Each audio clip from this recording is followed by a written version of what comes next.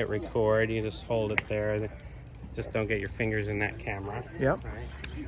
So when you get yourself set, what we talked about was turning the body and relaxing the arms, right? Okay. When the body is turned and the arms then accelerate this way, the body will then turn back the other way. So when I set up here, if I turn, I should be able to jump. Should have my balance equal. It should feel loaded up on that back of that left ankle. My face is down, my body's relaxed. I rotate my body back, I accelerate my arms back here, and then that slingshot goes through when I finish and I stay down, right? So when I set up here, I turn, and I stay here. So I'm going to film you doing all those same things, and then we'll talk about the things that we need to point out. Perfectly, no doubt. So the first thing to point out was, as you did your warm-up, you were allowing your left foot to come up. You already knew that, you just forgot. Keep that left foot down. The big revelation today is that left ear is staying down as you go all the way through. So let's do like the Saber exercise where you swing back and stop. And we're going to do those checkpoints. So as you go back and stop, let's check your balance. See how you're leaning a little on this leg? Okay. Go back and stop. Probably a little more here, right? Okay. So that to me is neutral. You haven't purposely shifted your head back. You've just turned. And your head made it to that point, which makes it natural. If you hold your head back over here, that's not natural. No, I've been struggling with keeping my... Yeah. Okay. It's not natural. So don't do that. Right? Now, start over. Let's find that natural position again. Go back, super easy right there. Now come all the way through, nice and easy. Looking at the world sideways, perfect. This is important that this stays relaxed, because if this shoulder comes up and this arm extends out, that's when it's gonna hurt your elbow. Oh. So when this arm does like this and comes under, your elbow will be protected. Think about it like a bowling. If I have something, my elbows are protected here, but when they rotate, they're not protected. Oh. Right? So if that shoulder, that's the pronation. Yeah, exactly. Okay. So what happens, like if I'm bowling, if I have my elbow like this and I swing my elbow straight through, it's protected because it's in that alignment. Oh, I noticed that. Right? If I come through and I twist it, now my rotation of my bones and muscles is going to cause more torque. Actually, I noticed when I'm doing upper body workouts, that if I just do curls straight up, I'm okay. But if I try to do curls that are like that, it hurts. It aggravates. I don't do those anymore. Yeah, exactly. Because of my elbow problem. Yep, and so now as what you're learning is, because this shoulder has been coming up, this arm has been coming up, and there's been a lot of twist going on. See that? Yeah. Now, when this shoulder comes under, that's like doing a bicep curl under instead of rotating over. Yeah. That is so useful. Yeah. That is so useful. So a couple points of protection. We're gonna stay tucked. It's gonna help your left hip. You're gonna tuck your pelvis under. It's gonna protect your lower back. And then as you come through under the ball, you're gonna bowl it underneath, which is gonna protect your elbow. You're not gonna do any twisting or rotation. Yeah, you don't want that. Yeah, should just naturally come up underneath. So, what would you like me to do next? Yeah, go through every step. So balance, check your heel toe. All right, should be able to like jump up and down, bend your knees, should be able to move your toes and heels to know you're in the right spot. Yep. You can come in and you can come in to hit the ball. So go through the whole thing there. Heel toe, balancing on the knees. Nice relaxed turn away. There it is. Beautiful golf shot, dead straight at that bullseye there. Nice. Yeah. So while the video is going, what questions do you have or light bulb moments you want to capture that you don't forget?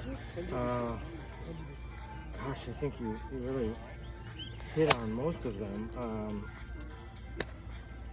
Okay, what kind of corrective actions do I take? This is very important, actually. If I'm on the course, I'm going to try to emphasize this stuff. Yeah.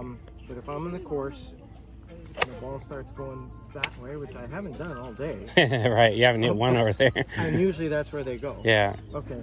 But if they start going that way, what's my corrective action? Yeah, no, good question. And it's exactly why you haven't hit one over there, because we've solved distance and direction by doing what's correct. We said consistency of input equals consistency of outcome. So what you're saying is, if you get something inconsistent, or it is consistent but it's in the wrong direction, what do you do to fix it? You don't do a countermeasure for that one problem. You always solve for correct. So you just come back and if let's say you're on the 4th hole and you're like, gosh, I've hit 2 balls out there, what do I need to do? You grab this video and you watch it. and then what you do is, instead of thinking I need to make the ball go right instead of left, you say I need to do what's correct instead of incorrect. And so typically though, it's 3 things. Tension, right? If you're tight, your swing length and motion is going to be short, which is going to equate to fast. So tight, short, and fast are the enemy, right? Long, loose, and slow would be what you want to do. So you say, I'm going to do everything that Craig told me to do in the correct manner, but I'm also going to do it long, loose, and slow, because short, tight, and fast has probably messed me up. Right? I've probably been so in my head for first couple holes that everything's working. Then all of a sudden I get up on a hole and there's a water hazard or a bunker, and every time you play that hole you think, gosh, I've hit it out of bounds here every time, or don't hit it out of bounds because that's what you did the last time. Well, then you get tight, and the tension makes your swing short and fast.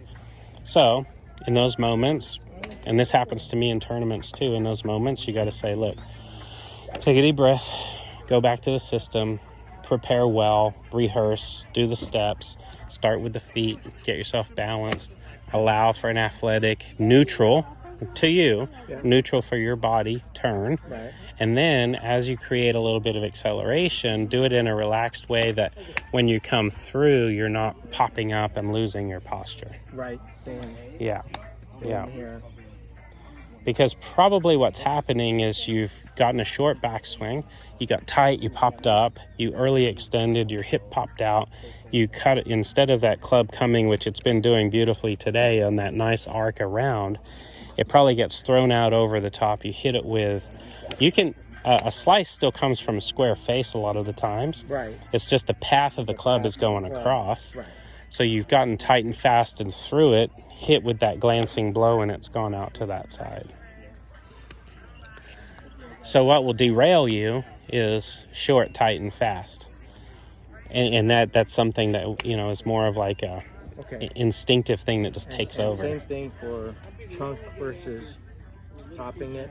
Same thing, just go back to the go just dedicate yourself to the right swing, and don't try to make any adjustments. That's interesting. Well, think about it like very interesting. Not like take it more inside, so you more of a baseball swing, so you don't chunk it, or more of an up and down, so you don't top it. None of that stuff. You don't want any of that. You don't want countermeasures. Think about it from the blind golfer's perspective. How would the blind golfer know that they hit a bad shot? Well, they might hear it, they might feel it, but let's say they hit it solid and they didn't know where it went, and their guide said to them, Glenn, that was a horrible golf shot. You completely sliced it. It's over there in the trees. Now we got to go find it. Or the guide said, that's all right. We'll find it. Don't worry about it. Let's go hit it again. Both statements would place the golfer in a completely different state of mind. As the blind golfer was walking up to the first statement, they would be thinking, oh crap, I sliced it. I need to do this. I need to do this. I need to do this to fix it. The second blind golfer would be like, well, it's okay. Let's go hit it. I'm just going to keep doing what I've been doing, right? So when you essentially see a bad shot, unless you've done that, unless you've seen that as a scientist, unless you have a data representation of the problem, you're not going to freak out. It's just an anomaly at that point, right? Exactly. So you say, well, I don't have any conclusive data to worry me to this point. Psychologically, what you do is you say, look, I know that's a problem, but I know the solution is just go back to doing what's correct. So just keep solving for correct. And the more you relax, the less chances you have of hitting those shots like that. Any now when you go, we've been hitting a 7-iron or 9-iron, yeah. Okay. No wonder. Okay, no wonder. Now the distances make sense. Actually, those weren't bad. Yeah. So, question for you. So, as I go to longer clubs, yeah. Do you? I mean, I know your thing on there. Ball position and stuff. What would you do if I was with the driver right now? What would you do? The same thing. I wouldn't do anything differently, other than you're going to put. Well, yeah, you're going to move the ball a little bit further forward in your stance relative. And that's because as you swing the driver, you should be connecting with that ball slightly on the upswing instead of downswing. Right. But everything that we talked about with your setup and your posture and everything, we just do everything exactly the same.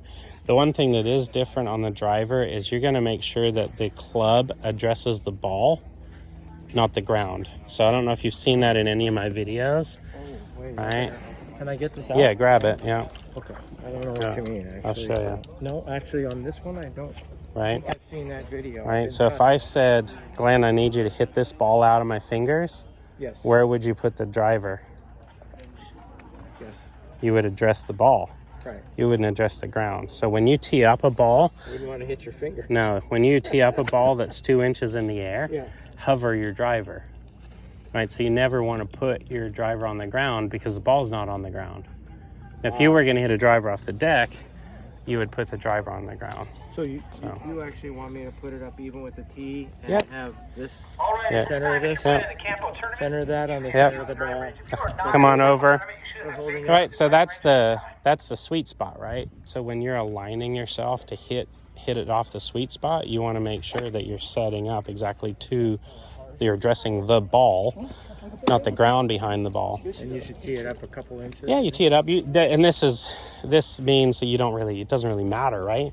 Like if you tee it up an inch or 3 inches or 4 inches, it doesn't matter because you're addressing the ball. Yeah. Who's got that long a tee? But okay, I see what you're saying. Yeah. Cool. Yeah. Cool. Thank you very much. Yeah. So everything is good. I think as far as the points that I always check on, your stance, the way you're placing your feet, your grip, the general way in which you move the club back. These are all good things, right? So if I haven't mentioned something, it's because it's good. If there were, because you're going to watch this video later and you're going to watch yourself swing and you're going to go, well, what about this? He didn't say anything about that. If I didn't say anything about it, you don't have anything to worry about. It may not look like Ricky Fowler, but it doesn't matter because it's not flawed. If it was flawed, I would have pointed it out. And what's interesting is when we started and as you swung the Saber, we basically solved your swing by seeing how you warmed up with the Saber. Right. And then all we did is carried on the consistency of what we were doing. Well, I'm gonna entitle this lesson to "I'm all ears." There you go. For 2 reasons. Yeah. I mean, I think that big. was really big here. I didn't. That's a really great way of thinking of it. Yeah. In fact, it causes me to think less because everything else works if you do that. Yeah. More or less with the shoulder rotation. Yeah. It works really well. That is really cool. And let your body tell you, right? It's your body. Right. You have a hip surgery. You have tendonitis in your elbow. It's your body. So if someone says, hey, you should put your head on this white line and hold it here and you should do this, it's maybe not possible for you. So I wouldn't do that, especially if it's causing stresses and strains. So even based on the earlier... I may quit golfing because if it keeps up, I got shots coming and I got cortisone here, cortisone there. Well, that's the last thing I want for you is to do compensation measures for something that's easily solvable with your swing. Because if you've been doing this, pronation of your elbows and the reason is, so think about, let's reverse this. Can I get you to show that with the Yeah. the arm. Can I get you to? Yeah, I'll demonstrate that. But I want to hit on this one point because this is probably the reason why you have that. Your ball was going out to left field. Right. One of the easiest things for an instructor to tell the student to stop the ball from going out to the left is to roll it over. Right? Get the face rolled over. Roll it over. You're not getting your hands through. No. Because what happens then is then you start putting 100% of the blame in the fact that your left arm's not twisting. Then you start doing it. I think I got this. 100%. Yeah. That's where I think I got this. Yeah. So when you just asked me, let's explain that. So go like this, bend your elbow in, right? Your bicep just shortened. Right? Now, when you push down, this relaxes, this tightens. Right. So when you're working this arm through, like if we shake hands like this and I say, okay, Glenn, I want you to arm wrestle me. You're going to twist me that way and then I'm going to twist the other way. So go ahead and twist me over and we're going to arm wrestle. It hurts. Not good. No, right? Yeah. So now if I say bicep curl me in, now tricep push extension, right? Is there any stresses and strains? This is responsible for pronation. It's not pronating. Exactly. Right. Right. And so what happens is as you make your swing, so do your setup, turn your shoulders to the backswing. What did it do? It just went in. Yeah. It didn't go like twist. Right. So therefore now you don't have to twist it back out. So it went in a little. Right. And then when you come back down through the downswing, it's just going to go back out. Right? Just like this. Yep. So, Yeah. And then what happens is that acceleration, like you talked about, that lever, as that lever starts flinging, the lever creates this pronation of movement. Nobody has to think about, he didn't get his hands through and all that. So many people are like, you didn't get your hands through. Every time you hear that, just like... Yeah. Yeah, it's like with it's... 4 guys on a tee box, about, I'd say there's a 20% chance you're going to hear that comment. Right. Every hole. Yeah, so just like my blind golfer analogy, it's the words that are used that create the picture in the brain. If someone says, Glenn, you're not getting your hands through, well, what are you going to do? You're going to actually literally take your hands and try to push them through. Yes, and now I'm going to do more like this. Yes. More like that. Yeah. With my tricep. Yeah. That will really help. Yeah. Yes. So then if I say it this way, if I say, hey, Glenn, you didn't extend your tricep and you didn't relax your grip and you didn't allow the lever to pronate your left arm through. The lever pronates you. You don't pronate the lever. Okay. See the difference? So that the weight of that. The weight of this. Yeah. thing, In fact, here this is the better tool. I'll show you why. The weight of it makes it pronate. It does. So, and here's why. See that? Let it flop. Right? Yeah. It's not. The weight is not mounted directly like the Saber is in alignment with the shaft. So when you take the club, take it in your grip, right? Go ahead and go to the top of your swing. When you get back down here and you do this and you accelerate that out, what do you think that weight is going to try to do? It's going to accelerate and it's going to go that way because that's why it's designed that way, to do that. So just make sure your grip isn't too tight to let that happen. Yeah. So you're allowing for pronation rather than actively throwing that pronation part. Right. Just loosen your grip. Keep your grip relaxed. Don't lose the grip of the club, but keep it relaxed enough that pronate point. And in reality, it's really not supination pronation. It's flexion and extension. Is really what it is. Well, you let the club turn your hands over. Yeah. I'm going like that. You're actively doing it. Yeah. So earlier in the lesson, you pulled one over here to that side because you actively tried to like use that arm, and it wasn't so much that automatically you thought of that. It's probably just subconscious from trying to do it.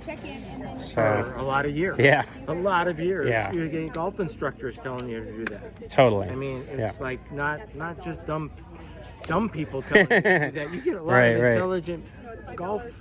Yeah, well, and the reason for that, and I did the same until I was smarter, right? I was a dumb golf pro until I got smarter. Well, what happens is information, right? As a scientist, you're naturally skeptical, right? You're a skeptic, right? Because you want to prove out the science. You don't want to just take someone's word for it. So what happens in golf is your buddy's like, oh yeah, my dad taught me to roll my hands through impact. So then guess what he does? He teaches his kid, and then, it just gets passed down from golfer to golfer. It's not necessarily better information. It just gets passed down. It just gets passed down. Yeah. And it actually was very hard for me to deliver on with this. Yes. And I kept on saying, well, guys, it's too sore to play this weekend. I'll join you next weekend because I got to give this a rest. Yeah. And it's like, I was getting to the point where, how many things am I going to put up with to go out on the golf course, right? I mean, it was actually worse than me hiking Pinnacle Peak. It was worse than me lifting weights. It was worse than anything. Yep. The golf swing. Totally. I was, okay. In fact, and now the surgeon told me, who wanted to give me cortisone, he says, this is what he actually says. Well, tennis elbows out here, golf elbows in here. I treat them with cortisone, maybe surgery, but I gotta tell you, most of the people I have with golf elbow and tennis elbow don't play tennis and golf anymore. Yeah. Well, that's just what I wanted to hear. Now I can go through the pain and agony and still not play golf. Yeah. We don't want to do that. Yeah. Well, and and from what I've learned about the human body and how all these pieces work, yes, you have to rest it. Yes, you have to do the exercise. You have to do your treatments. What your tendons don't know, so when you get sore and you start pushing and prodding on those joints, you're actually aggravating it more. So rest is literal rest. Just don't do it. In the golf swing, rest is relax. Let the club move through those spaces, because what's happening is you're doing an arm wrestling match against the laws of physics. The laws of physics in the lever. I'm a physicist, by the way. It's going to win, right? Yeah. Physics is always going to win. Physics is going to win. If physics wins and you fight physics, you're going to get hurt. Right. Bottom line. So now what we're doing is we're saying biomechanically, if we biomechanically move correctly, we are in alignment with the laws of physics, not fighting the laws of physics. So biomechanically, if we're moving in alignment with the laws of physics, our body is complementary and not going to get injured. If we fight physics by doing these compensations and manipulations, we're always going to lose. Excellent. One last thing. Yeah. My long putts kill me. Yeah. I never seem to have the right feel. I either hit it 10 feet short or 10 feet past. and it kills me on that second putt to try to get it. Just a question for you. Yeah. We can go roll a couple putts. For that? Oh, okay. Yeah, well, let's just go roll a couple putts. We'll wrap up this video. I'm happy that we were able to get together. You've seen the videos. You bought the Saber. You worked on the Saber stuff, so you were halfway where I wanted to get you anyway, because you understood a lot of the concepts. What I was able to do is just refine it and say, yes, it's what you're not doing. There's specific things, to each person. Exactly. And so, I went through all those. yeah. Okay. And now you know, based on the time and effort that you're putting in, you can't retain or keep any of the old stuff. So you can't stack your weight on your right leg. You can't accelerate and pronate and roll your hands over, because that's going to cause elbow injuries. You can't come to a tall finish, because that's going to aggravate your hip. So the swings that you do in your driveway with the Saber to get your work in, now you're going to do it all what we've talked about on the video. And I want your feedback, because if you do what we talked about, your feedback to me should be, my body feels better, I don't need a cortisone shot, and by the way, I'm also playing better golf because I'm making better contact, and I'm seeing that little draw instead of that slice. Can't wait to go to the driving range. Yeah. All right. Well, let's end the video. You got anything to add? No, I think I'm You're done good? for the day. Okay. Yes. All right. You want me to put this on YouTube? You can be YouTube famous? I mean, YouTube. Oh, okay. And then do I have to subscribe to YouTube? No. You can subscribe to my channel, but as long as you have a Google account, you just log in. You can just type in youtube.com. I'm an AOL user, but I'll Yeah, create a Google. it'll be a Gmail, but I don't even think you need that. I'll just send you the link. I'll text it to you, and then you just pop up the link, and then you can watch it. Okay. All right, let's go hit a couple putts. Yeah.